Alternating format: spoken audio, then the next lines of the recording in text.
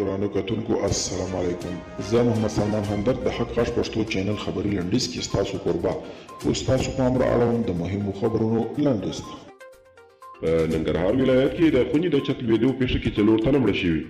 لانګوار ژورنال ویلي چې د دوحې د پټو او ښکاره تړونونو په اساس امریکا او طالبانو د تړون نوي عملي کېدونکو برخو ته داخل شوي او نږدې راتلونکي کې به نور مهم بدلونونه هم تر سترګو شي.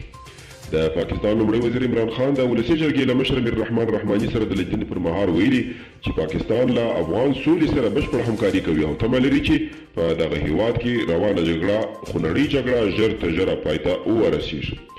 او په لیبیا کې تر اوږدې کورنۍ جګړې وروسته ښکېلو لورو پر دایمي اوربند توافق کړی. د راپورونو له مخې په لیبیا کې د حکومت 15 لوړپوړو چارواکو د لیبیا د پوځ له 5 استازو سره د اوربند توافق لاسلیک کړی.